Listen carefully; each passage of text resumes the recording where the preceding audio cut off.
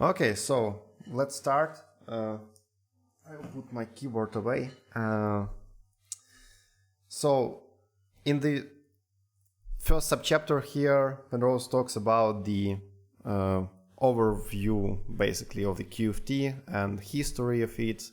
So he starts from the basically talking about the previous chapter. That in the previous chapter we talked about the standard model, and that standard model is pretty complicated, and like the mathematical structure of this model would appear to be somewhat complicated and arbitrary, and much of this structure has been motivated by brute facts of particle physics. So it seems you brute forced it somehow, but actually there is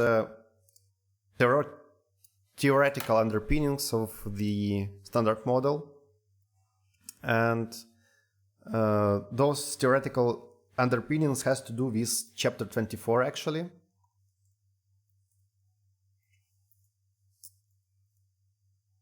Yeah, now it's delaying. Need to position the book right. So a little bit more to the left. Okay, so and theoretical driving force is a continuation of the story we began in chapter 24. So it's connected with the fact that from the Dirac equation, or to join quantum mechanics and special relativity, we are introducing Dirac equation, which opens up the way for the antiparticles, and antiparticles shows us that we should have something like creation and annihilation operators, and therefore our theories shouldn't be the theories of the fixed number of the particles, and because of that we will need the notion of the field. So we need to have a field to be able to introduce new particles into it, basically, or remove them if they will annihilate, for example. Yeah, and actually standard model is one of those quantum field theory models, which is that theory was driven by certain powerful consistency requirements, it says here, and some force behind those consistency requirements is actually So he says, to understand that force behind those consistency requirements of the standard model, we shall need to look something of the structure of the QFT. So basically he says that to understand what underpins the modern theories like string theory or something, we need to take a look at the QFT. So basically, as far as I understood it, he means that QFT is the one of that like main theoretical forces in there. And thinking in the terms of QFT, we will get more insights about the meaning of Feynman graphs, and in addition we will have updated perspective on the antiparticles.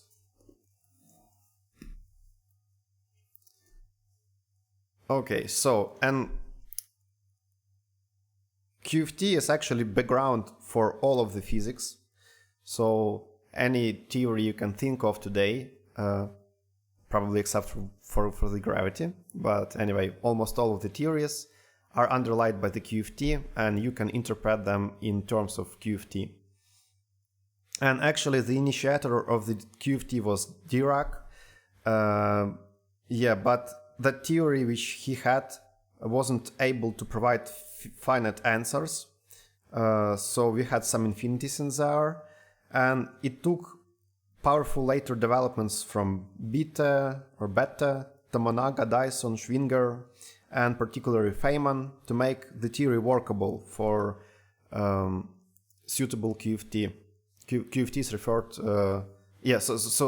and the work, or their hack, was called Renormalization.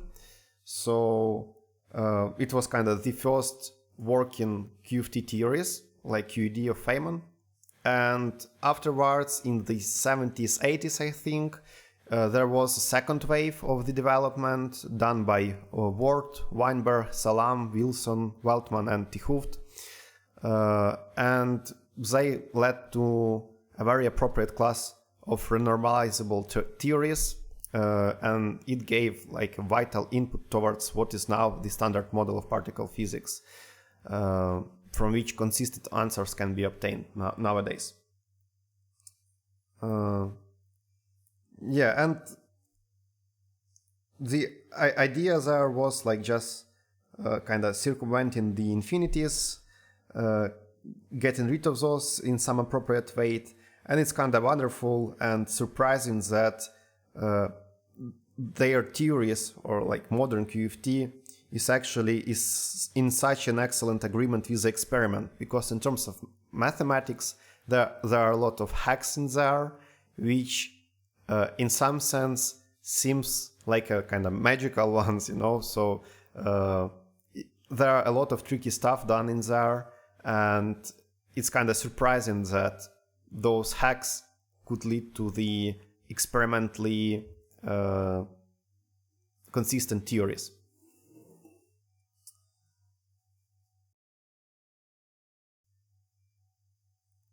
Yeah, and many physicists today would take the view that the framework of QFT is here to stay, and they say that those problems with the infinities arising is actually not the problem of the QFT itself, but actually of the Lagrangians used to derive different QFT theories.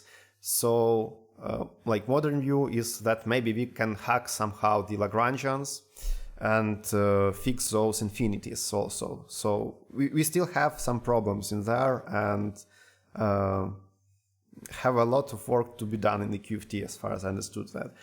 And one more thing to note is that there are many modern attempts to remove those infinities by looking into the gravity and trying to alter space-time behavior somehow on the tiny scales using gravity, and providing some cutoffs that will kind of guarantee us that we will not have some infinities in there.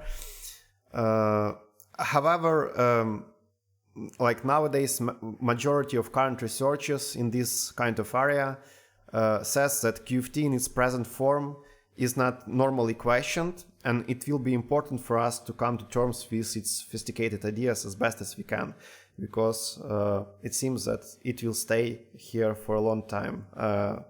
But we also should be open for the new stuff, so maybe we will need to change something, or maybe another great theory will be discovered in the nearby future. So, and to end that subchapter, Penrose just says that it is just a quick overview of QFT, so do not expect much from this chapter. You won't be a QFT expert, you will need more books to be read by you and more research done. And personally, I can say that it seems that this will worth your efforts. So QFT seems like a real sophisticated and interesting subject to think about. And actually, I like how Jacob Schwichtenberg talks about QFT in his book. So basically, QFT has really simple set of rules. So it's kind of like a chess game. So he uses a chess metaphor. That chess actually is pretty simple game in terms of rules, but the number of combinations and like some particular appliances of the chess on some particular games will be really different and sometimes really sophisticated. And it is the same way in the QFT. So QFT by itself is kind of really simple theory. But it's really profound and sophisticated in terms of applications and doing the mathematics and applying it to some practical situations. So, yeah, any questions about the first subchapter? Maybe some additions? No, I think you summed it up very well. Great. Okay, so let's go for the second one. And second one is about the creation and annihilation operators. And here Penrose starts from what is called second quantization procedure. He says that it is a bit misleading name, but anyway, you kind of shouldn't be worried about that. And the main idea of that procedure is that we should think about the wave functions which we have seen already in the quantum mechanics as the operators. So it's kind of like the quantization we had for the derivatives in the quantum mechanics, but now we will apply that to the wave function. And instead of having the wave function, we will have the special state called zero. And that zero state is actually will be called the vacuum state. So it's some kind of the initial state from which we start in, and we are trying to introduce some particles into it. So the wave functions, if you will think about them as operators, they will be the creation operators. And depending on the basis here, you will have like a wave function depending on position or depending on the momentum. So it depends on the representation, and therefore those capital psi's, they will be depending on x if they don't have that wiggly line over it. Yeah, so those capital things now, after second quantization procedures, should be thought of as the creation operators, and the zero state should be thought of as some kind of the initial state, and we can think about that as the vacuum state, and it should represent, as for now, the complete absence of particles of any kind. So we do not have any particles in there, and succession of those operators applied to the vacuum state will actually introduce different particles, and we'll have a new state which will be described by the combination, like a set of different particles introduced into space-time. And now we should bootstrap the Pauli principle in here. So we should think about fermions and bosons natures, and we should recall that fermionic wave functions are anti-symmetrical and bosonic wave functions are symmetrical. So we should introduce similar properties for our creation operators. So we know, so if we will introduce two fermions, then they will kind of collapse. So if you square any of the creation operators for the fermions, it will mean that psi squared will be equals to 0, which is actually a more stricter rule, which in more general form could be stated as the anti-sematic rule, the same way it was stated for the wave functions for the fermions. So our creation operators for the fermions should be antisymmetric, and for bosons should be symmetric. And that's kind of it. But Penrose also says here that you can notice that those operators will actually create a larger structure, which is called Craftsman Algebra, and we have talked about that in chapter 11. And you can think about Grassmannian algebra as the same way you are thinking about different volumes in space. So it's kind of like exterior algebra. For example, if you will have a plane and you will change, like if you will change two vectors in the multiplication, I mean in the wedge product, which will give you a plane, then you will have a negative orientation. So you will have antisymmetry, and for bigger volumes, you will also have those symmetric parts or like properties. So, but you shouldn't worry currently about the Grassmann algebra. We won't use that. It's kind of just a funny fact here. Okay, and also we should consider what is called the positive frequency property. We have talked about that in chapter 24, that wave functions should be of positive frequency, and negative frequency could be obtained from them by just complex conjugation of the wave functions. So you just apply complex conjugation and you will have the wave function of the negative frequency. And those conjugated wave functions will turn out after the second quantization into the other type of operator, which could be thought of as annihilation operator, and it's actually the Hermitian conjugate of the creation operator. So an Hermitian conjugates, we talked about those in chapter 13. And in basic terms, it's some kind of like a joint operator, like complex conjugated and transposed. But in the new space we will be working, it will be infinite dimensional generalization of the adjointness. So we will have infinite dimensional scalar product and all of those more difficult stuff to do in QFT. Yeah, so and the interpretation of the psi star here could be sort of as the removal of a particle from the total state, and it's actually true if you will use the orthonormal basis in that space. But in more general terms, you should think about psi star in a little bit more complicated way or general way, that if you have some kind of a state here, for example, we introduce two particles phi and theta here into from like starting from the vacuum state, and after applying psi star operator, it means that we will annihilate any contribution of the psi wave function into our complex wave function of the system. So it means that we will take a scalar product basically of that state with the state of the psi wave function. So it will kind of swap out the contributions of the psi state to the general system. And also Penrose here tells us that if you will act with the annihilation operation on the zero state, you will have zero. And I think that this zero should probably be the same vacuum state. So it's kind of misleading for me. Why should we have a scalar on the right? So I don't know the right answer. Maybe someone seen something similar somewhere and could answer my question. So the question is, how does the annihilation operator just give you zero? Yeah. Like why zero? Because intuitively for me, it sounds that annihilation of the vacuum is the same vacuum. It's not zero. It's just the same vacuum state.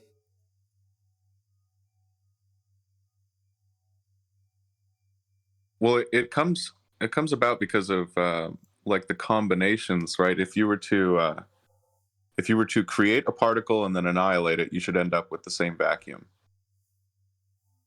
But if you just annihilate the vacuum, there's no particle there to actually annihilate. So you can't end up in the same state that you would be if you had created a particle and then annihilated one. It seems I'm getting that a little bit. Yeah. So it sounds to me like we are kind of scalar multiplying psi state on the zero state and it gives zero. So we kind of have a scalar product here. But if you will use the combination of creation and annihilation operators here, you will have something like psi multiplied by psi, and that will give us 1, and zero state will be left unaltered. Yeah, something like that. Yeah, so something like that. It'll be if you create a particle, then there will be some coefficient in front, and what we'll have is like the one state. And then if you annihilate that particle, again, we'll go back to the zero state. So just annihilating a particle like won't bring you back to the zero state. You actually destroy the state altogether. I'm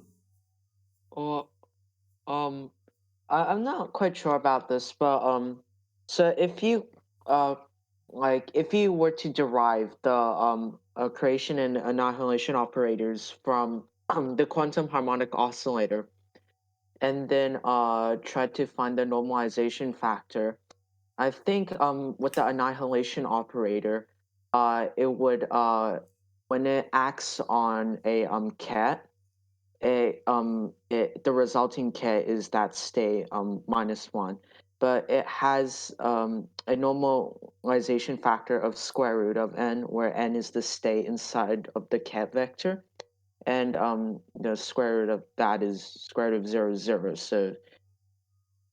so it becomes 0. That's what I'm trying to say. I don't know. Yeah, I think that's it. Because if you were to derive the annihilation operator, yeah. Yeah. Actually, I have seen a little bit more of formulas in Jacob's book here. I will try to show you that, for example, if you take the Klein-Gordon equation here, then you will find out that the general solution to it will read something like that. So you will have that integral over k here, and you will have those small a dependent on k and a dagger dependent on k. And k, it seems that it's some kind of wave numbers, right? And those small a's will be actually those creation and annihilation operators. So from the solutions of the field equations like Klein-Gordon or Dirac equations, you will have the same structure, you will have different creation and annihilation operators, and they will have some anti-commutation relations here, etc. And yeah, different it seems it's kind of similar right here. Yeah, a dagger is creation operator. Yeah, so acting with that on 0 state will give us 1k state, like state with the particle k introduced here.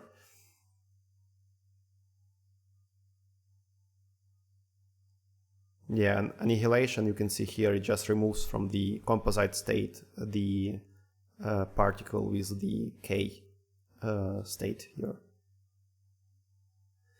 Yeah, anyway, let's continue with the Road to Reality book.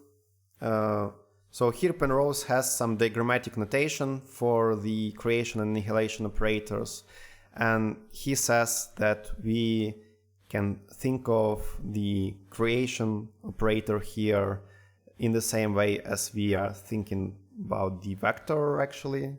So we have some kind of the initial state, or that blob with the one, probably it's one output. So I usually do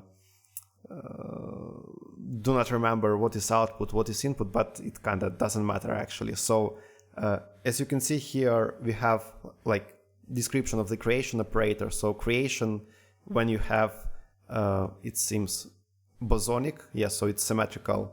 That wiggly line means symmetrized function.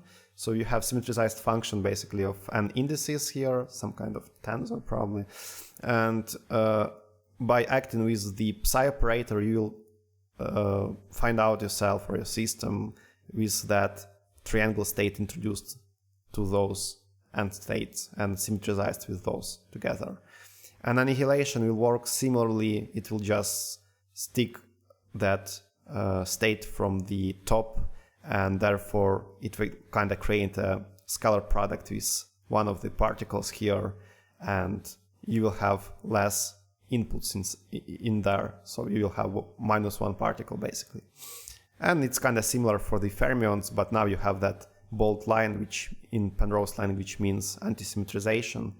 And actually that's the language of the monoidal categories, but you shouldn't worry about if you do not understand those. That's totally fine. Penrose says it was only for experts here. Okay, and afterwards, now we should think of how those psi star and phi, for example, like different operators for like annihilation and creation will interact between themselves. And Penrose says that you should use that equation here. So they will kind of have that I to power of k here, and also the scalar product and identity operator. And those annihilation operators are for the same type of particles, so either fermions or bosons, and plus signs refers to the fermions and minus sign to bosons. Okay, and afterwards he just kind of makes a small summary here. Yeah, he also says that I to the power of k stands for one of the one I or -1 or -I depending on the spin of the particle, and we shouldn't worry about currently which I should stand up here, so it's kind of just a math details. And he just makes a small summary of the commutation rules here. So basically he takes those two equations, like anti-commutation and commutation properties for fermions and bosons, and put them together into that one equation for creation operators, and also into that second equation for the annihilation operators. But the main idea is the same. For fermions you should have antisymmetry, and for bosons you should have the symmetry.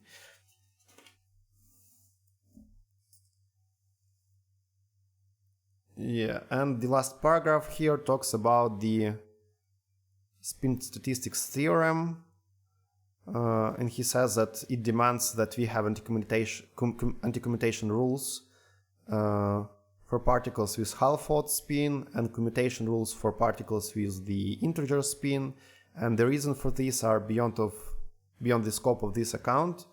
However, the essential issues have to do with energy positivity and particle number positivity together with combinatorial probability. Okay, so it's just irrelevant information. I think we can skip that paragraph at all. So yeah, any questions about second subchapter?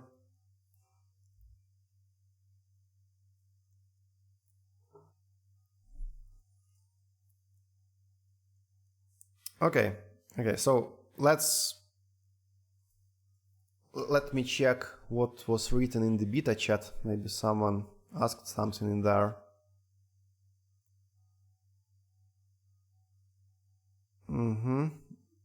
David wrote something about the creation and annihilation operators in there, and the normalization. Yeah, so he gave a mathematical reasoning for why the annihilation operator on the vacuum state gives you 0. It's just the coefficient that you get when you apply the annihilation operator is root n. And so if n is 0, then you have root 0 out front. So that works. Yeah, thanks, got it. Yeah. Okay, let me go back to my streaming screen. Okay, so we will have subchapter 3 now, and don't worry if you will not understand everything here, because it's hard to understand for everyone and even for experts, I think. So it just contains some overview of the infinite dimensional generalization or generalizations of different terms in the context of the QFT. So first of all, we can notice that in the case of the fermions, those anti-commutation rules we have seen on the previous page are precisely the same algebraic form as those equations which are defined in the Clifford algebra, which we have seen in chapter 11 and which we have seen also while talking about spinors. And the only essential difference is that ordinary Clifford algebras are finite dimensional, whereas the space of creation and annihilation operators for a fermion field is infinite dimensional. And yeah, and we should be warned that the mathematical business done in infinite dimensional spaces is another story, and though often analogous to finite dimensional story, can have some very different properties and are frequently much harder to work and kind of deal with. So we should be careful while working in the infinite dimensional spaces, because there are a lot of mathematical nuances inside those. And he also says that in QFT we shall need different generalization of different terms to infinite dimensions. For example, scalar product will be infinite dimensional. We will have therefore different infinite dimensional definitions for Hermitian operators, pseudo-orthogonal operators, symplectic operators, and also, for example, complex structures. but they are kind of all are built up upon the notion of the scalar product, so it's kind of natural to replace your finite dimensional scalar product by something infinite, and afterwards just work out what will it mean for that scalar product to be preserved, and therefore you'll have your orthogonal, for example, transformations. Or if it is complex, what does it mean for the complex infinite dimensional scalar product to be preserved, and you will have Hermitianness. Yeah, but there is also one more moment here. Penrose talks about the complex structure, and complex structure is some kind of the additional structure for the space, or like manifold in more general terms, which kind of induces on the 2n real dimensional space the n-dimensional complex-like structure. And we have seen that structure as denoted by the J capital symbol in the chapter 12. And it actually, we had a really fast overview of it, so we do not know what is it exactly, but we can think about that as like the idea of the complexification of the space, and having like some nice notion of the holomorphic functions on the manifold or something using that operator, or like complex fields. Okay, and why that complex structure will be really important for us in the QFT. So Penrose just wants to explain why he thinks that it is important. And he says that actually, what he says that the complex structure which we have seen in QFT seems to have a somewhat different significance from the earlier instances of the complex number magic. And by complex number magic, he just means using complex numbers and complex related stuff in physics. So in simple terms, it goes beyond the mere statement that Hilbert spaces are complex. And how to say that? And it shows up in the quantum theory as the superposition principle, where we have a linear superposition of the different states with the complex coefficients. So basically it's about the complex nature of the amplitudes in quantum mechanics. Okay, and now we come to the complex structure, and he just says here, so kind of let's recall that complex structure is applied to 2 by n dimension space, real space, and it's some kind of special operation which satisfies g squared equals -1. You should notice here the similarities to the complex imaginary unit, right, like I. And that makes that 2n space, real space, and kind of replaces the multiplication by I in there, and therefore turns it in some kind of the complex n-dimensional space. And in QFT, we will have the infinite dimensional version of that relevant complex structure, which actually has to do with the passage from the classical field to a quantum field.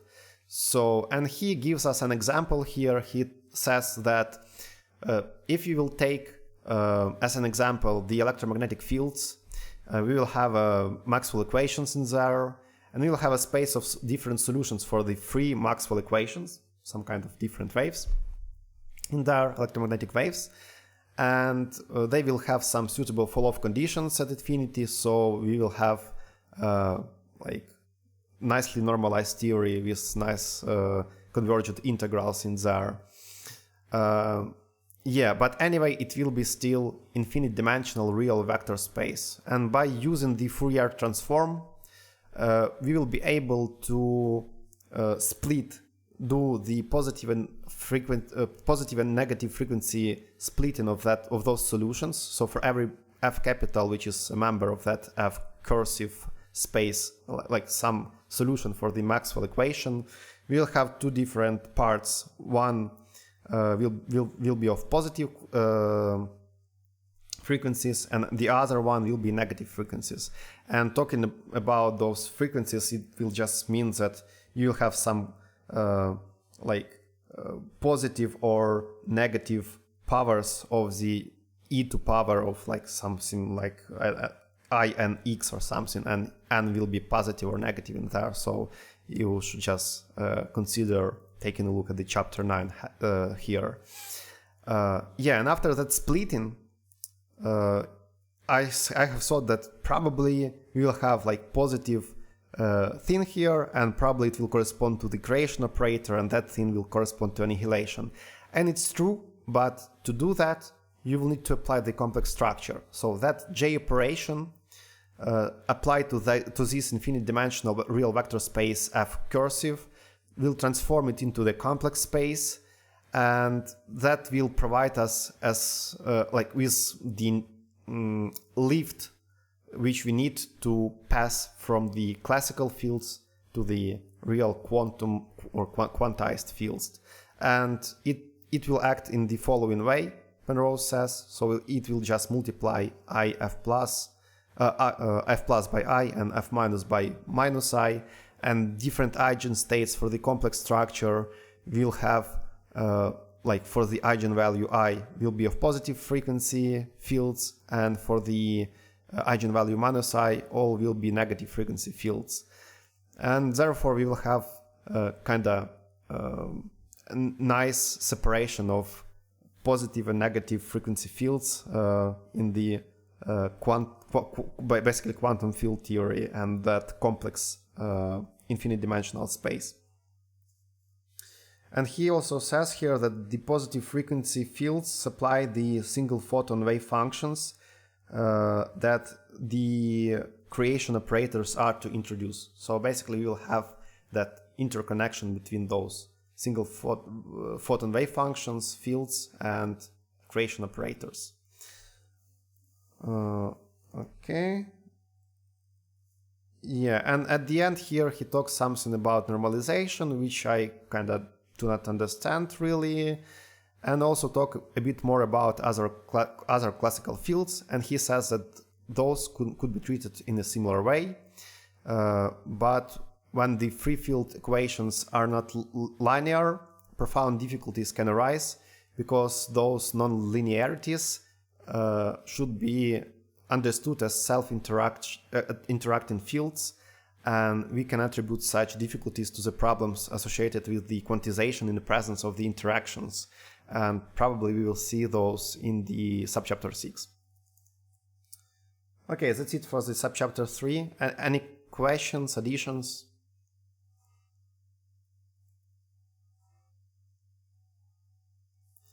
Okay, give me one moment, I need to pour some water.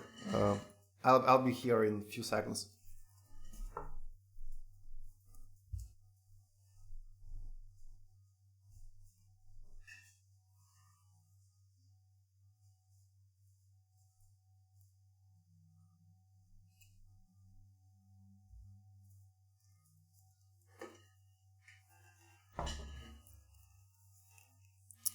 Okay, I'm back, and let's continue to the subchapter 4, which is about antiparticles in QFT. Okay, so first of all, this chapter states that antiparticles are really important because they are kind of the crucial ingredient from which we can start our QFT journey. And we have seen in chapter 25 that some particles are their own antiparticles, whereas most particles are not. And mathematically, this issue is connected with the complex conjugation, actually. So, kind of complex conjugation is kind of really similar to going from particles to antiparticles. And therefore, we can probably think that complex valued fields, let me see, in the case of a scalar field, this is usually expressed as the issue of whether the classical field is the real or not. So basically, if we have a real field, complex conjugation will not do anything to it, and therefore the particle will be the itself's antiparticle. And if we will have a complex field, and those are usually taken to be charged fields, then the complex phase angle, our e to the power I theta here, is to be treated according to the gauge field prescription, blah blah blah, for electromagnetic interactions. So he just says about that phase and gauge theory for electromagnetism here. Okay, And the complex conjugate of such field has the opposite charge, and so it is not a quantity of the same kind. So for example, we could not meaningfully add the fields to its complex conjugate. Okay, and in such situation, the particle and its antiparticle are certainly different. However, the complex nature or charge nature of the classical field is not by any means the whole story. And he notes here that uncharged K0 meson, for example, differs from its antiparticle, whereas the uncharged P0 meson is the same as its antiparticle. So it seems that the overall issue is a bit more complicated than just a usual difference between real and complex fields. So, and in both cases, we will have real scalar fields for those K0 and PP0 meson. And it's kind of, so basically he just mentions that issue, and that's it. So that's just for the future information, or like for the future research one of us or we will do later. So we just should note that complex conjugation is not the whole story here while talking about particles and antiparticles. Okay, and what about spinor or fermion fields? So with Dirac's electron, its charge is sufficient to... Okay, so... Yeah. Okay, so with Dirac's electron, its charge is sufficient to characterize its complex conjugate as having a different character from its original field. But in the case of neutrinos, if they are massive, there is more than one possibility. Okay, and for example, in the situation of what is referred as a Majorana spinor field, the massive neutrino would be its own antiparticle. And it seems that to me that Majorana spinors are some kind of the real spinors. Yeah, I'm not a big expert on the spinors actually, so I never really seen the Majorana spinor theories, but anyway, I've heard a little bit about those, that they're kind of like a real scalars in there, so they're kind of real analogs of the spinor. So it seems it's connected with that, and that's why they will be its own antiparticle. So there is this connection yet with complex conjugation here. Okay, and we have seen in chapter 25 that neutrinos Dik and antineutrinos Zec, for those who do not know what we are talking about, it is Dieter-Bevegun, how to say that? Dieter-Bevegun theory, basically, that electron, despite not moving with the speed of light, is instantaneously always moving with the speed of light, but in a zigzag shape. So, and therefore, on average, the speed will be slower, but electrons and actually the theory applies to any kind of particles, like neutrinos also, and it takes a crucial role in the weak interactions, because weak interactions will act only with Zig part of that path and not with Zag, and therefore you will have some kind of antisymmetry in there. Okay, and according to the current understanding, neutrinos all differ from their antiparticles.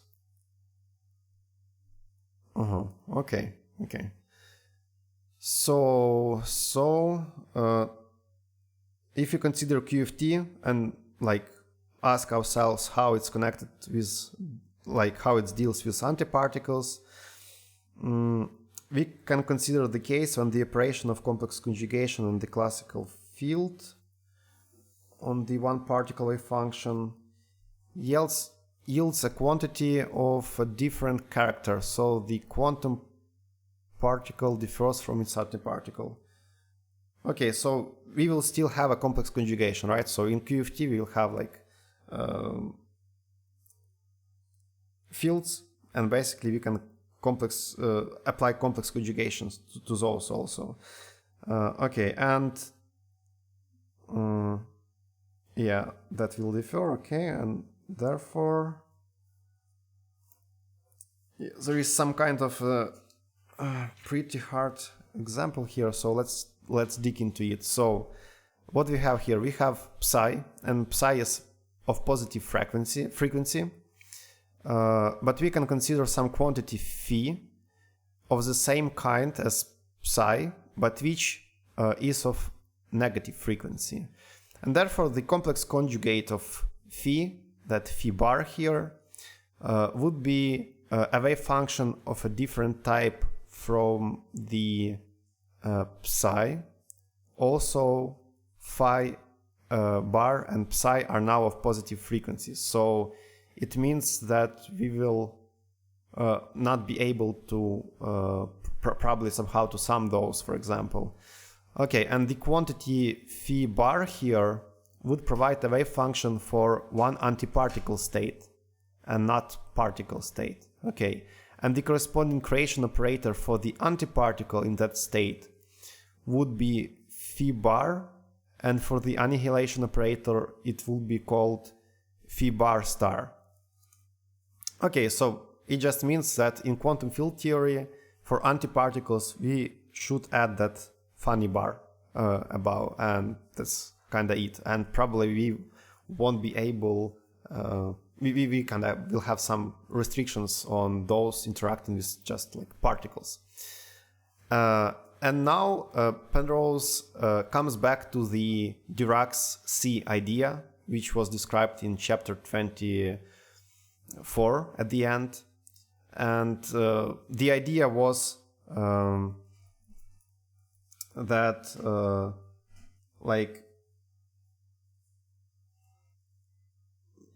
let's go to chapter 24 just to be sure we understand what does it means.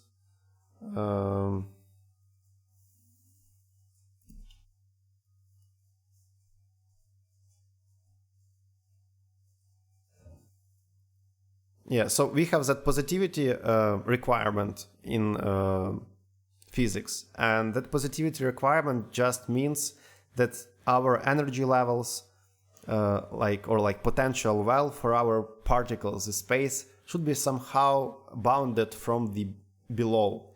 Because if it won't be bounded from the below, then we will have some kind of like a catastrophe, because everything will kind of just go further and further into those negative energy levels, and without like a stop.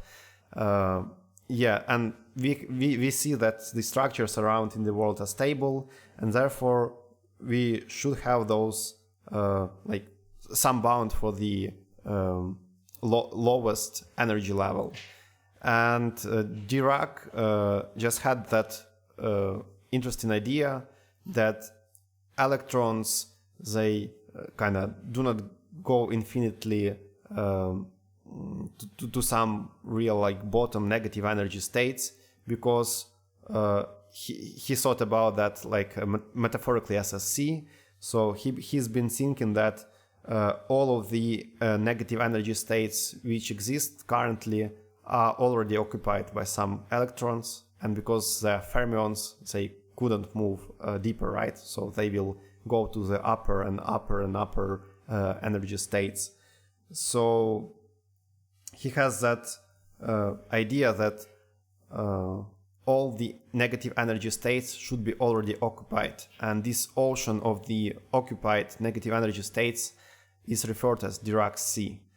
And according to that idea, we indeed envisage that the negative energy states are already full up, and by Pauli principle there is now no room for an electron to fall into such a state, because they are occupied actually.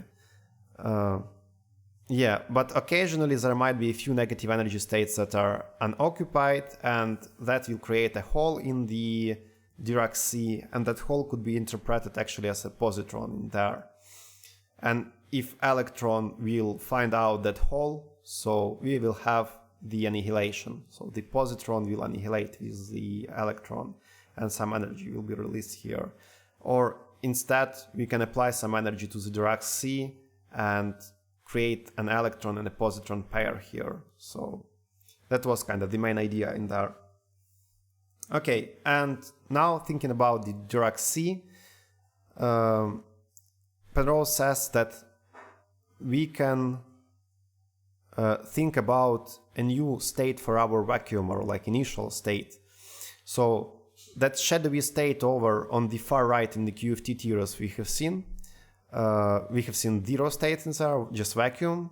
We can create a new state. So zero state was the state which is totally devoid of the particles, and instead we can take a new vacuum state, which is to be the Dirac C state, denoted now by that capital sigma, which is to be completely full of all negative energy electron states, but nothing else.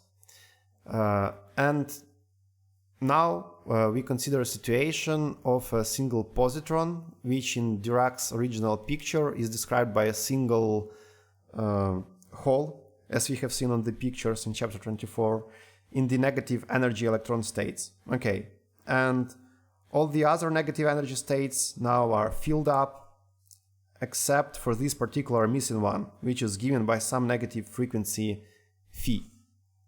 And the quantum field theoretic description now, using this sigma vacuum, would be a result of the annihilation operator phi star acting on sigma.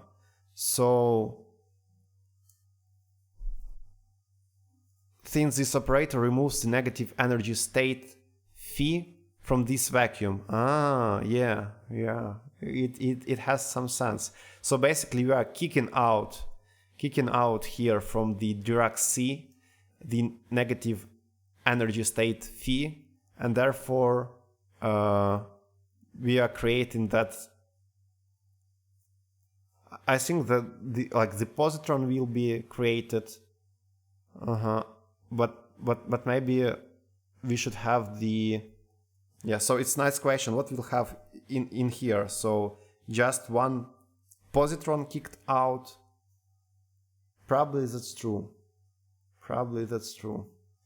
But I was confused a bit by the picture from the chapter 24 currently, because for every kicked out electron from its negative state, we should also obtain a free electron here, right? So the positron and electron should be created together. But I do not see it here. Maybe someone can comment on that question from me.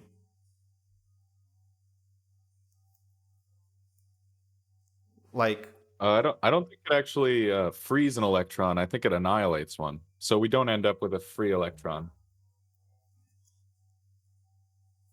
So it annihilates one and we just have a punctured hole, and that's it. Yeah.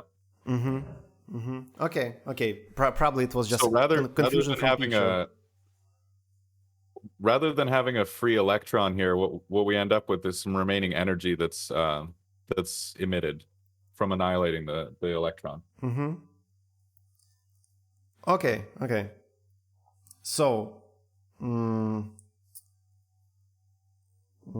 if we were to use the description that employs the more usual vacuum zero, so if we instead used zero state here, that we would think that instead of removing the negative energy electron state phi here, we are inserting the positron state with wave function 5 bar.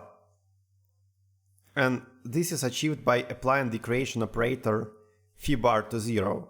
So you can see that depending on the initial vacuum state, we will have some interconnections between those. So basically phi star sigma is the same as phi bar 0, and it does not look the same as that combo, but in terms of physical sense, those states are basically equivalent actually.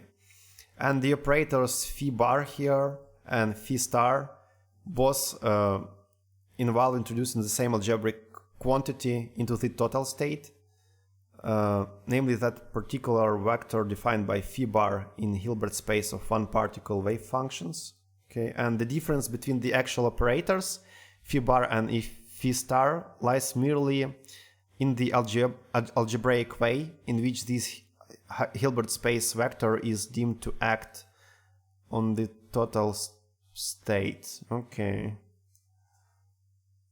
And since we can always use anti-commutation laws to move phi bar or phi star over the far right, the way in which the so he says by using an anti-commutation relation we can always move those phi bar or phi star operators to the far right, like just stack them to the vacuum state, and it means that like the overall interpretation of our processes will boil down to its action on the chosen vacuum state. So it will just depend on what kind of vacuum we will choose, like 0 or sigma, for example.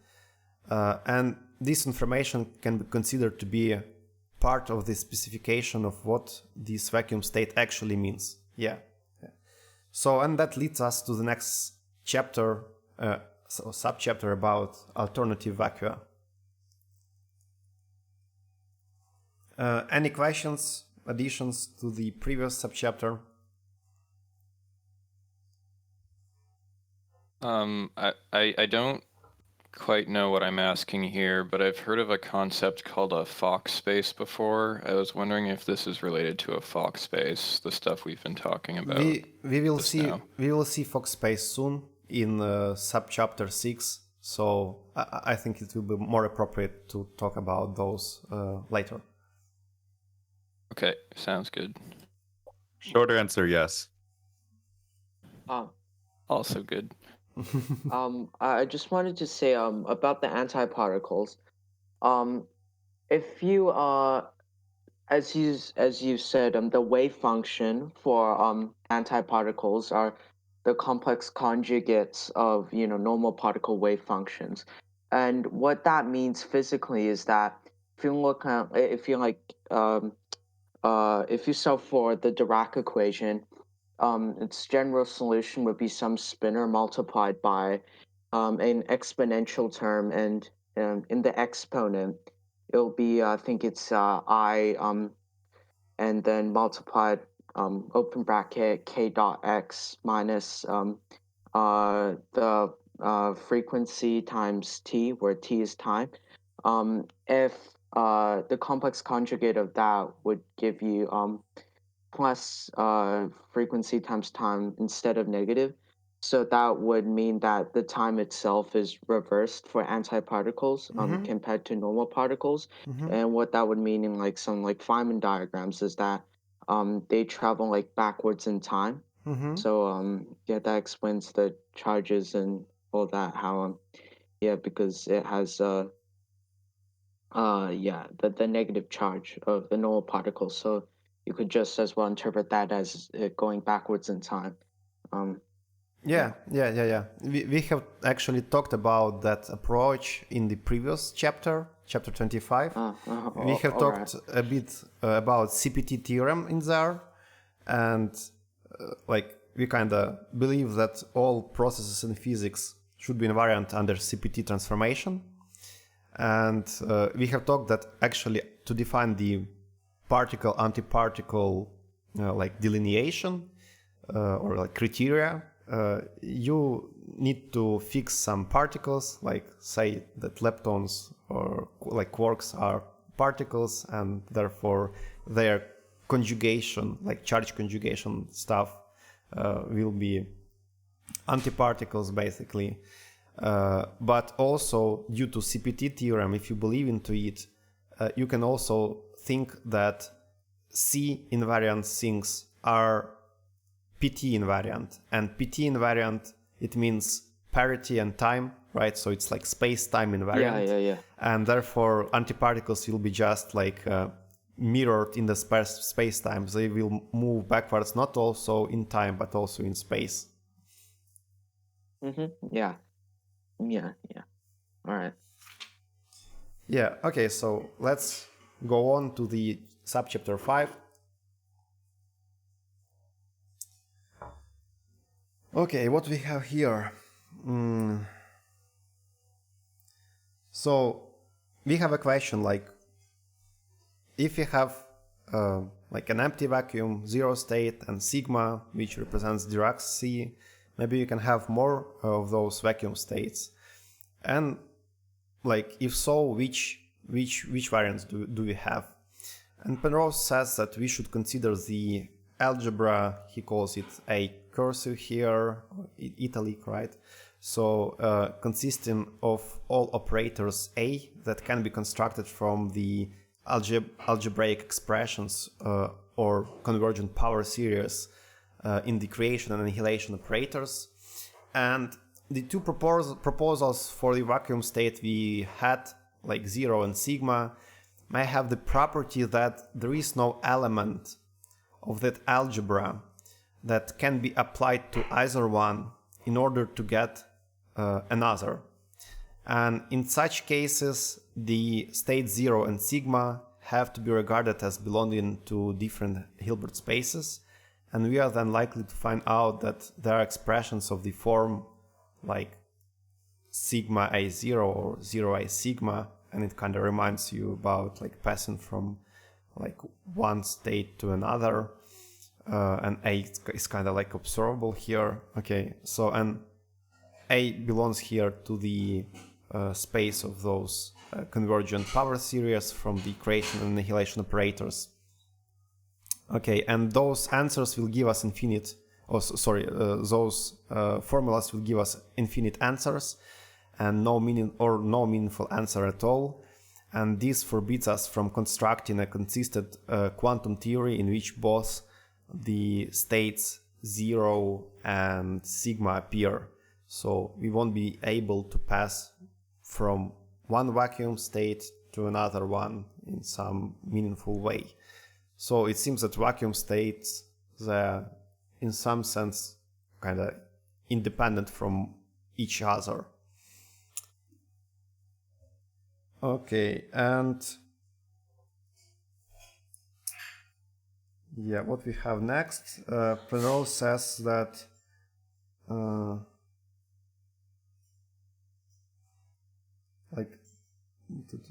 he says that issue actually is profound one in QFT, and it plays a vital role in modern approaches to particle physics. Okay, and the choice of the vacuum state is a matter of importance comparable with the choice of that algebra generated by creation and annihilation operators, which we could use. So basically they are dependent, right? Because that algebra will kind of define the way to get from one state to another, and therefore we have a dependence between vacuum states and that algebra of the available operators to act on our vacuums or some initial states. Okay, and yeah, he says that algebra actually defines the dynamics of QFT. Yeah, and in the case of free electrons, the two vacua that we have been considering, namely 0 and sigma, can be considered as being in a sense effectively equivalent, despite the fact that 0 and sigma give us different Hilbert spaces. So we can regard the difference between the sigma vacuum and the 0 vacuum as being just a matter of where we draw a line defining the 0 of charge. 0 of charge. Interesting why he says here 0 of charge but not like 0 of energy, because I've been thinking more about energy levels in here and not charges. Any comments on this?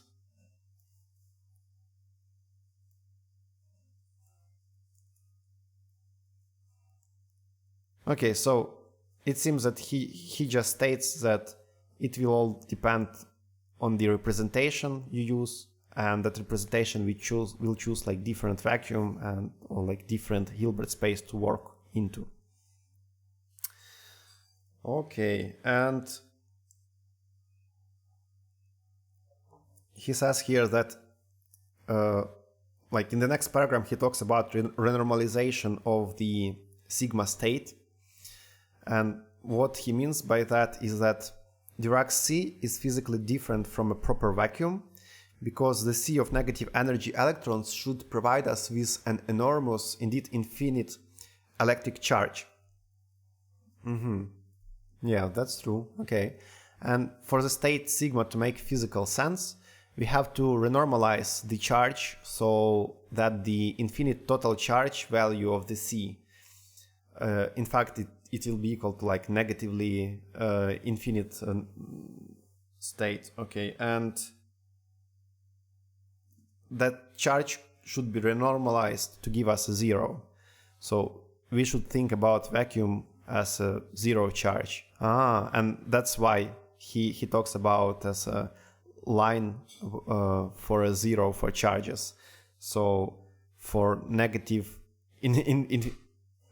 like for infinite number of electrons in the Dirac sea, we just define that like as a zero instead of minus infinity.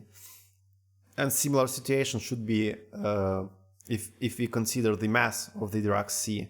So the mass should be also zero for it instead of infinite negative mass here, which is physically nonsensical, as well as infinite electric charge. And if we are to take Dirac sea seriously, we must also renormalize the mass of the vacuum by adding an infinite mass density to that of the sea, so that the total provides us with the zero value for the we require for the mass density of the absorbed zero values. For zero. Okay, so basically we kind of redefine the mass for that vacuum state and charge to be zero, and it's kind of the trick, one of the example of the renormalization tricks in the QFT. And the reader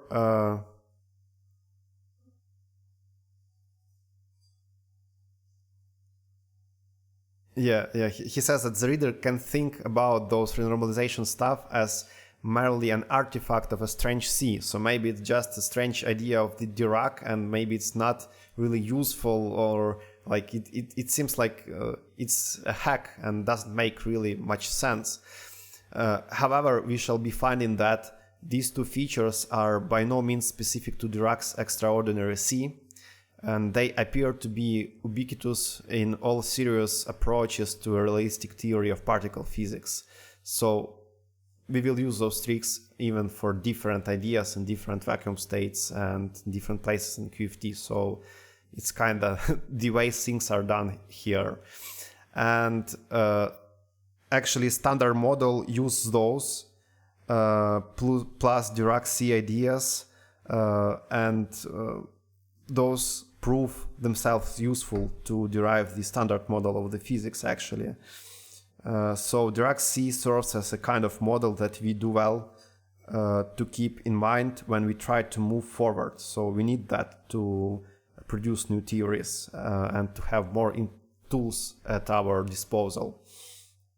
Okay, and he ends the subchapter with the statement that the twin criteria of agreement with observation and of mathematical consistency, although incompletely fulfilled, have taken us on a route which so far has been dependent upon the ideas of the renormalization and non-unique vacua, so those strange mathematical tricks.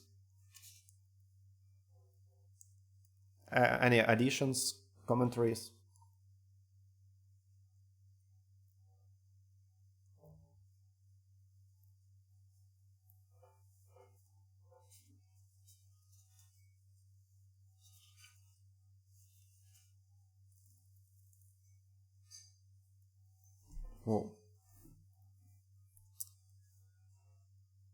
Whoa. Yeah, I'm a bit exhausted from talking, so let's make a 2-minute break. I just need like a few minutes of rest from my voice, and we will continue with chapter 6, okay?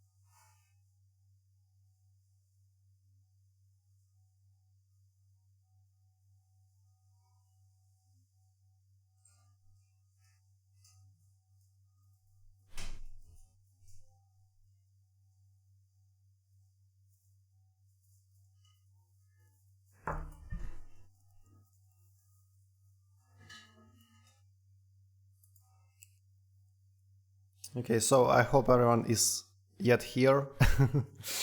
And we will continue now. Okay, so chapter 26.6 starts with the basic idea that interactions lead us to some problems. Yeah, and I think it's about like interactions of different fields. And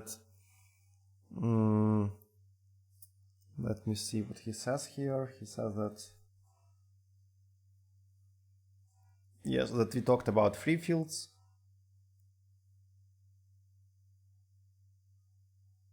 Yeah, and he says that a reader should believe that essentially the free field theory is trouble-free when interactions are absent.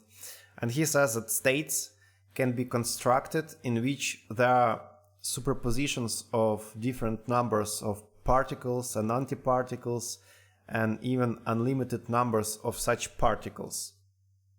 So we kind of have really profound number of different states for our QFT systems. And that's where the Fock space is actually introduced, and these states are obtained by acting on a vacuum state with an arbitrary element of our algebra of the creation and annihilation operators A. And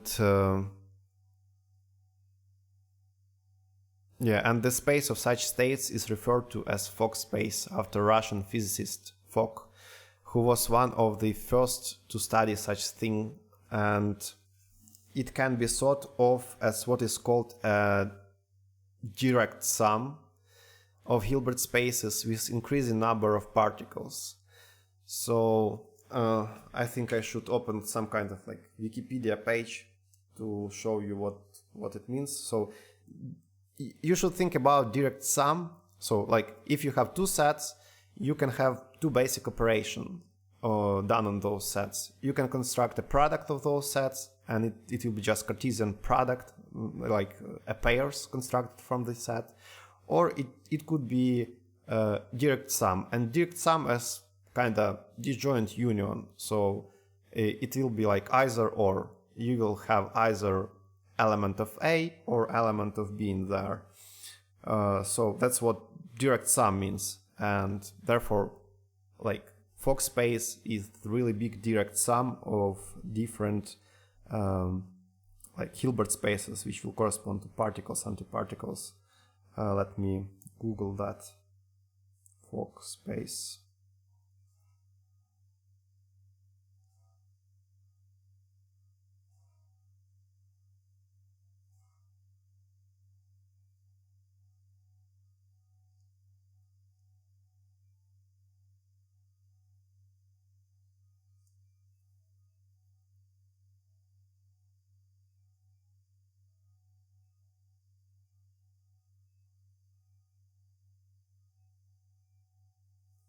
Yeah, so here's a like direct formula.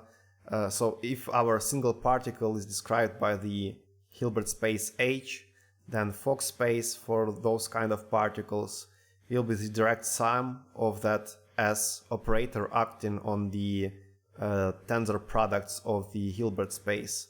So, and that S operator is actually operator for symmetrization or anti-symmetrization, depending on the kind of particles. So either it will be like symmetric for bosonic particles and antisymmetric for fermionic.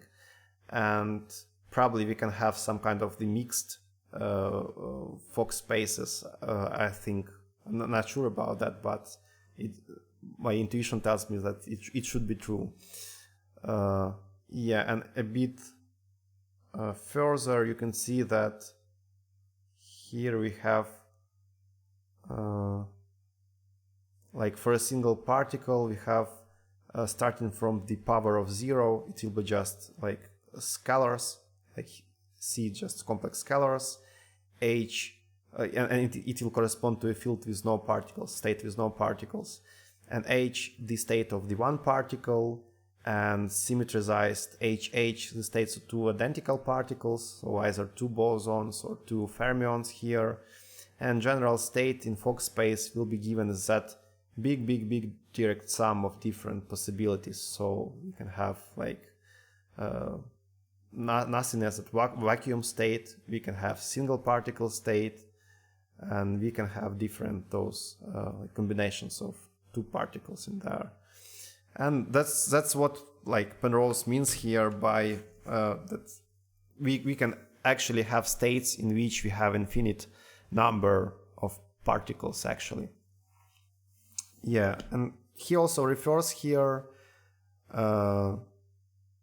to the notion of the coherent states, and he says that like the number of particles in a state may be unlimited, and for example we can have a coherent state which are in certain well-defined sense the most classical like of the quantum field states, and these states have the form like exponential operator here. So we have a field operator associated with some particular field configuration, and we define that, I don't know, that's some kind of capital theta or something, to be the sum of the creation and annihilation operators corresponding to the positive and frequency parts of F respectively. Okay, so it's kind of defining the whole field of particles, not just like the one particle here. Okay, but it seems that Penrose do not talk more about those here. Okay, and Chris asked something about Fock space before in terms of antiparticles and particles. What was your question, Chris, here?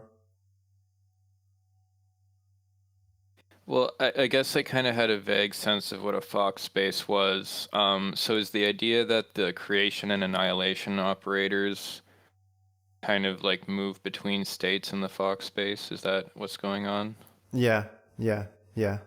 So like Fock space is so big that it can describe like really a lot of particles, and because of that direct sum nature and different tensorial cells in there, you can move on from like some state by annihilating or creating more particles in there, and you move between those direct sum parts of the Fock space basically.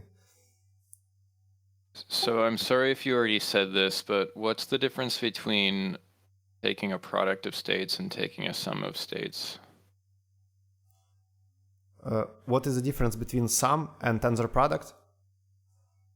Yeah, like I know like mathematically what the difference would be, but like physically, if I like tensor product two states versus if I add two states, what would those mean physically? So physically it just means like different possibilities. I think that the most intuitive or like simple term to describe that is like different possibilities. So by summing something, you say we will have either A or B as the result. So A plus B means you will have either A or either B. And in Fock, so that's like it's like a superposition then? Yeah, I think we can say that. Yeah. So probably we can also have like a superposition of states. Yeah, in the Fock space. So superposition is a good scheme to be applied here, I think. Yeah.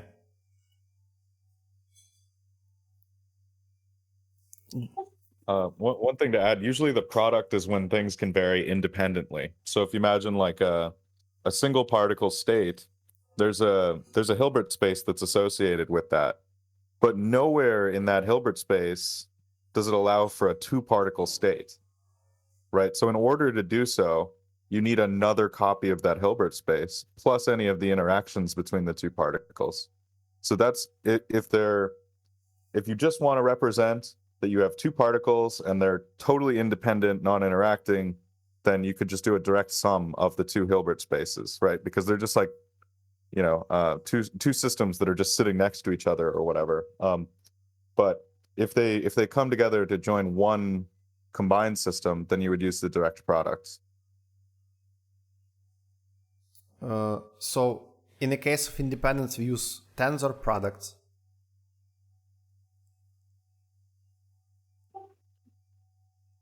So if they're independent, you would use the sum. Yeah, But if you want to talk about if you want to talk about the composite system of n particles, then you need n copies of that Hilbert space, and that's what that Fock space is a tensor product n times of the single particle Hilbert space. Yeah, so it reminds me about entanglement, right? So where you use tensor products to create those like not only non-entangled states but also entangled ones. Right. Yeah, because the two independent systems form one composite system. Yeah. So if we use the direct sum in the quantum chapter instead of the tensorial product, we would get like the classical behavior of two independent systems, and we won't get the entanglement stuff going on.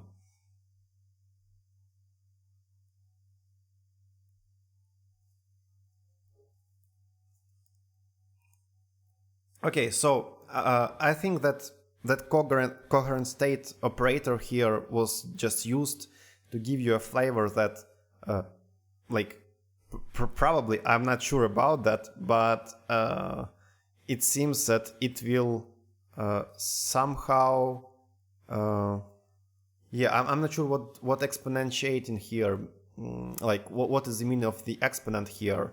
So if it had like just a field operator, probably it will just generate like a field with that, which corresponds to that operator. But by exponentiating it, we will have some kind of the infinite sum here, and therefore there will be some different combinations of that field, like squares, right, cubes, fourth powers, etc. And we will have more complex state in here. So not sure about that coherent state. Maybe John knows more. Have you heard about those? Yeah, it's something that's really common actually in like condensed matter stuff. What you do with a coherent state, I guess like just one standout property of a coherent state is that if you use a single annihilation operator on it, you just get the same state. It's kind of like you know how like if you take a derivative of an exponential function, you just get that exponential back. The coherent states are like that, where you act on it with an annihilation operator and you just get that state back. So it kind of get like suck into it and just disappears. Yeah, it's because when you do like an expansion of this exponent, you do get infinitely many terms, so if you annihilate one particle on every one of those terms, you're just shifting them all over.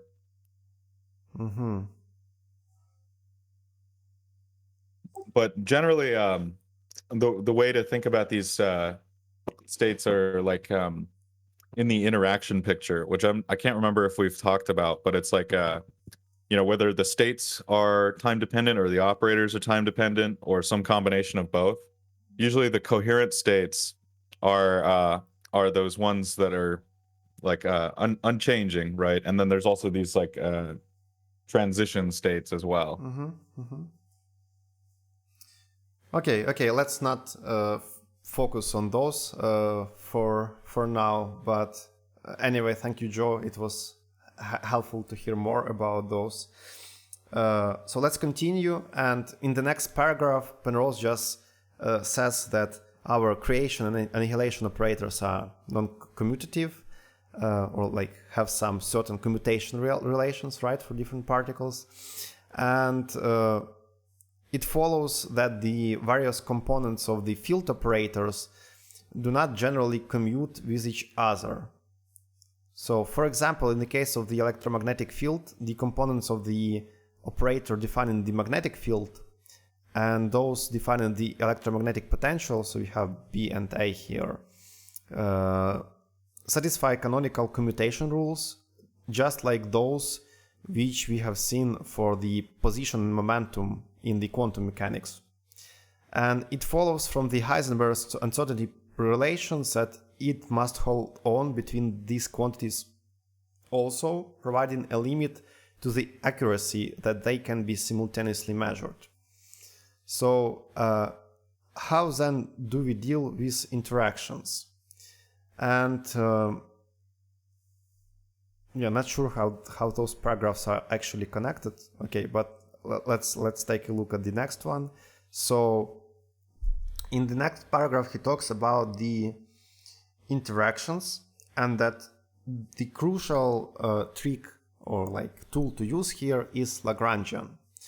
And in many respects, it will be more appropriate here to use instead of the Hamiltonian. Yeah, and yeah, he says that Hamiltonian helps us with quantization procedures, but it lies uncomfortably with the space-time symmetry of relativity, actually. And okay, and how do you construct a QFT starting from a Lagrangian? The basic idea, like so many of the ideas underlying the formalism of quantum theory, is the one that goes back to Dirac.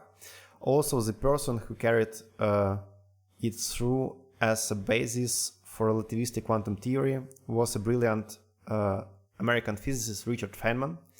And accordingly to them, basically, it's commonly referred to as a formulation in terms of Feynman path integrals or Feynman sum over histories. It's also the basis of the Feynman graph notation. Okay, and the basic idea here is kind of just like how to move on from just regular quantum mechanics to that path integral formulation. Penrose says that it's just an update to the superposition principle, basically. So we just need to think of the principle as applied not just to specific quantum states, but to the entire space-time histories. And we tend to think of these histories as possible alternative classical trajectories in the configuration space.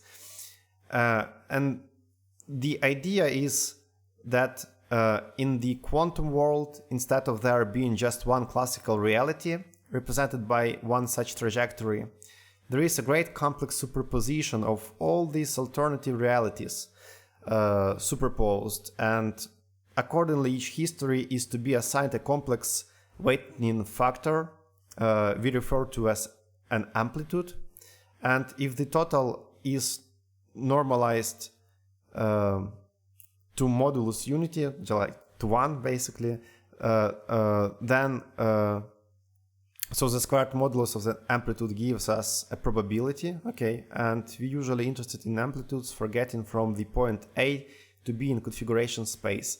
And actually we have a picture here, 26.2. So we have a configuration space, 2 dots in there, and different trajectories for a system to move from state A to B. And you can see different amplitudes assigned to every pass in the configuration space. And actually, Anthony, right? It seems Anthony Z. I've shared a few weeks ago his introductory presentation to the QFT.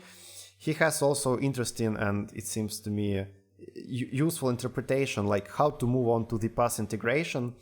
And it seems that it was Feynman's idea actually. So you can just recall the double slit experiment. And he says you can also ask like what will happen if you will have like 3 holes in the screen or 4 holes in the screen, and what will happen if you will have more screens with more holes. So what will happen with the particle going on like from some kind of emission machine here to some measurement device here, some screen. And if you like come to the more general case of that experiment with the screens and holes in those, you can move on by the limiting procedure to the case when you have infinite number of screens with infinite number of holes in those. So you have kind of no screens, you just have a like pure space, and particle traveling like in the empty space to your measurement device will kind of travel in the Zen-like position, like it's the same situation as infinite number of screens and infinite number of holes in those, and therefore it will travel in all possible paths available to it, but with different probabilities assigned. So actually it's the same thing as a double slit experiment, but moved on to some like Zen-like state actually by some limiting procedures. And that's it. I find it really beautiful and interesting. It's kind of like it's just like a magic for me, and I'm really kind of shattered with it. And yeah, so QFT sounds like really interesting stuff. So anyway, the magic role of the Lagrangian is that it tells us what amplitude is to be assigned to each such path or history. And if we know Lagrangian, then we can obtain the action S for that history, and every amplitude will be some number proportional to the exponential of that action. Yeah, that complex exponential, that's it. Okay. And yeah, part of the deception Penrose tells us here is the simplicity of this formula. And actually it's not a true, really complex number, because we should think about those as some kind of density. And that we have seen something similar already.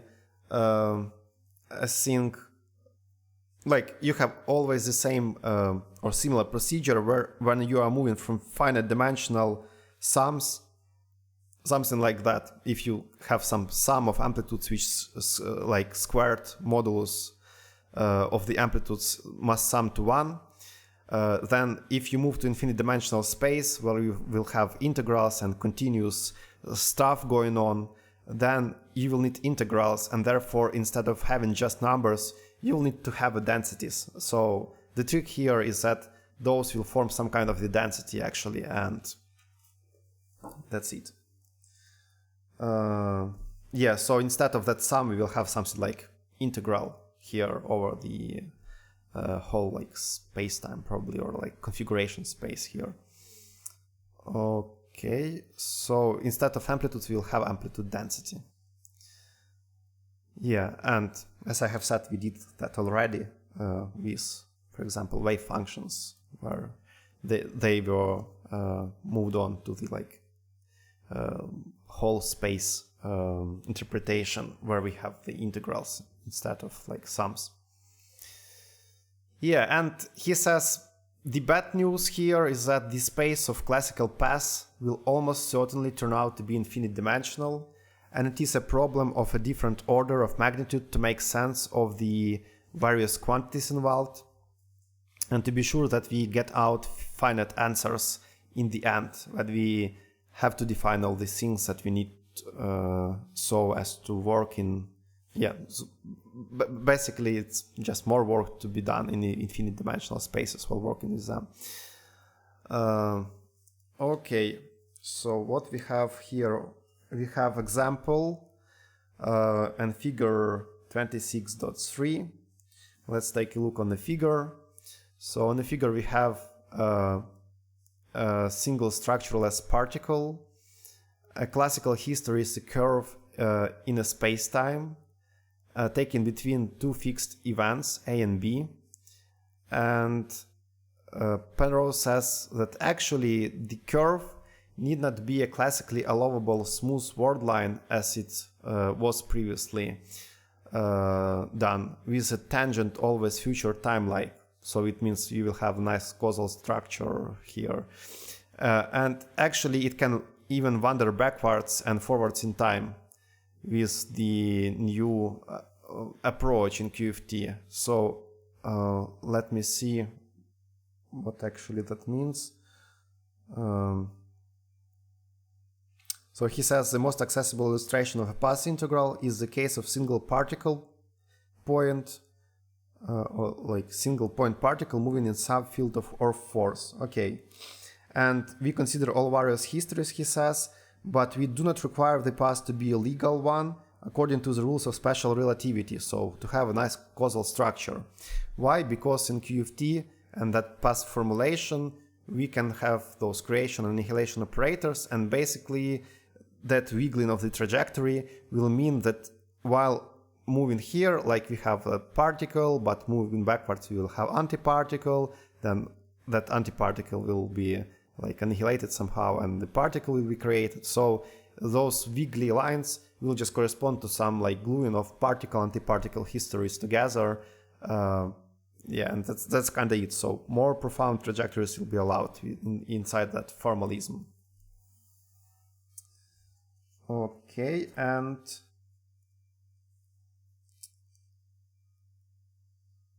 yeah, he says that like suppose that we have some Lagrangian L describing the particle's kinetic energy minus its potential energy due to some field of force. And for each history, there will be some action S, where S is the integral of the Lagrangian along the path, so the regular action principle, basically. And in classical mechanics, our friend Lagrange would have told us to search for a particular history for which the action integral is stationary. So it will be maximal one or minimal one. And this being the actual particle motion consistent with the classical motion under the given force. So that's kind of classical approach to the Lagrangian formulation. But in new approach, all the histories are supposed to coexist in quantum superposition, and each history is assigned its amplitude in form of the exponential of the action. And how are we to make contact with the previous classical Lagrange requirement now? So, and to proceed actually, the idea is that those histories within our superposition that are far away from the stationary action history will basically have their contributions cancel out with the contributions from the neighboring histories. And this is because the changes in action that come about when the history is varied will produce phase angles that vary all around the clock, and so will cancel out on the average. Okay. Only if the history is very close to one for which the action is large and stationary, will its contribution begin to be reinforced by those of the neighbors rather than cancelled by them.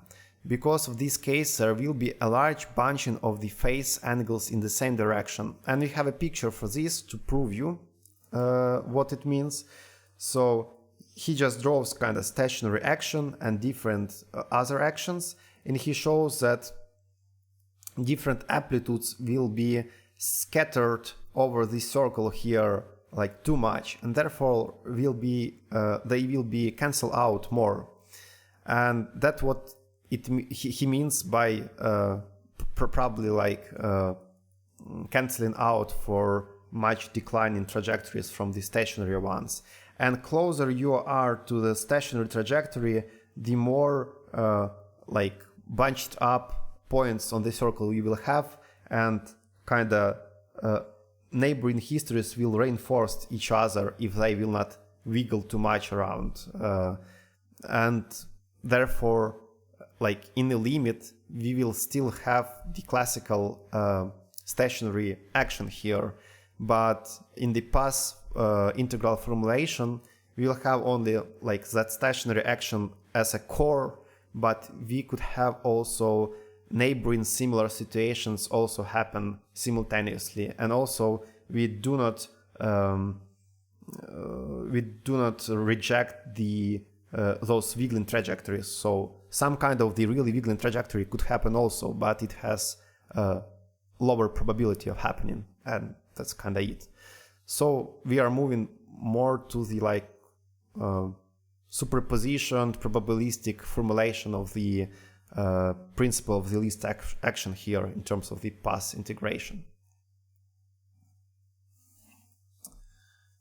Yeah, and chapter ends actually with a few paragraphs here where Penrose says that this is indeed a very beautiful idea, and in accordance with the path integral philosophy, not only should we obtain the classical theory as the major contributor to the total amplitude, and therefore to the total probability, but also the smaller quantum corrections to this classical behavior arising from the histories that are not quite classical and give contributions that do not quite cancel out, which may often be experimentally observable.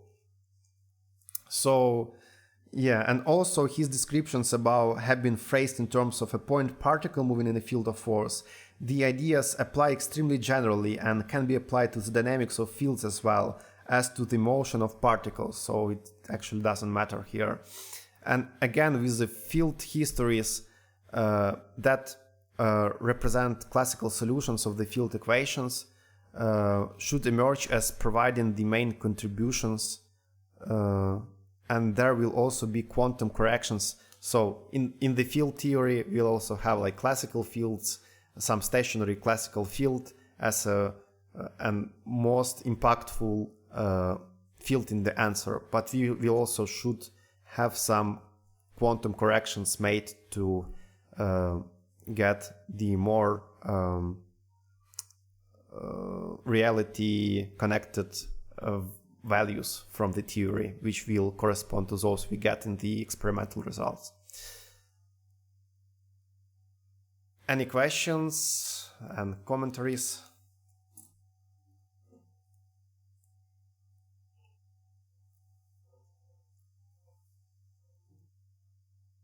So the whole taking the exponential of the action seems really random. I don't know where that comes from. Is that supposed to be clear at this point or not? No. So it's just a fact stated in the book, and I do not know why. Maybe John know.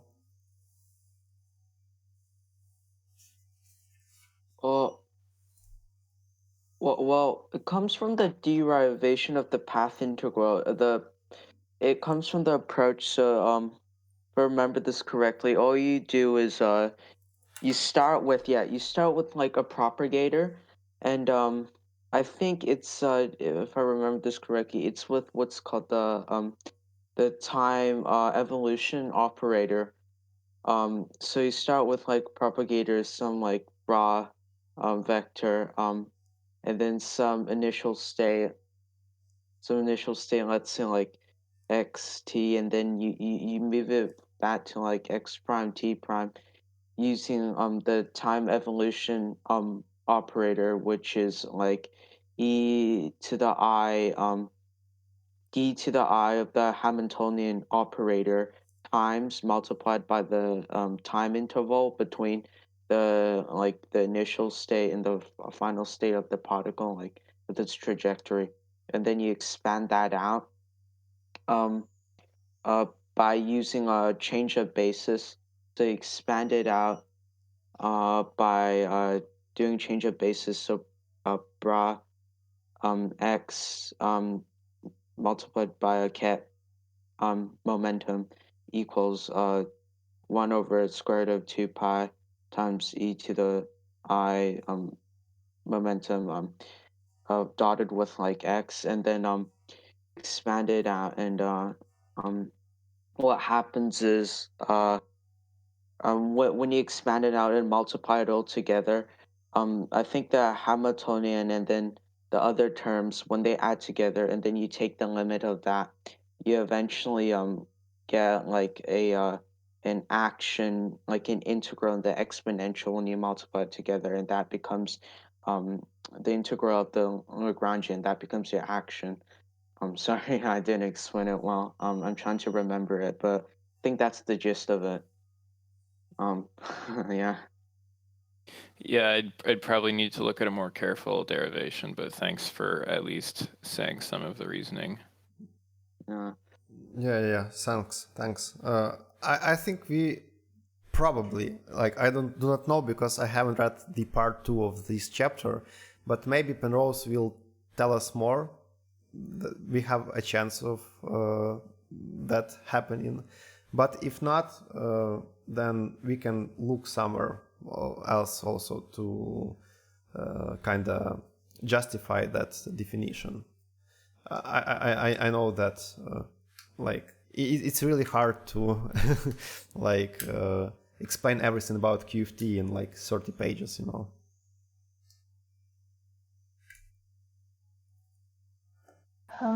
I also want to comment that it seems that we're not going to see the exact form of the Lagrangian in this book, are we? Yeah, probably that's also true. Yeah.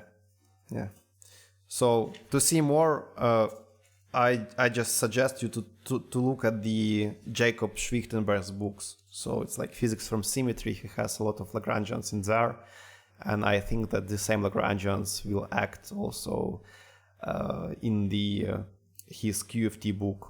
I will probably send it to you today or tomorrow. So I will just attach it to the 26 channel.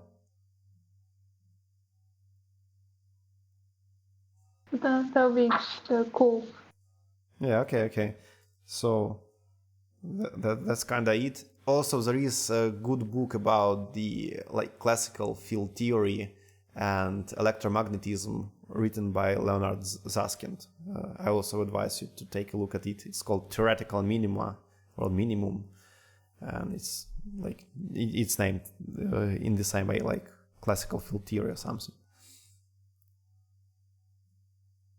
And it kind of like the core of it is actually the Lagrangian formulation for that. So it's nice like initiation to the field theories and a nice foundation stone to move on to the quantum field theories afterwards.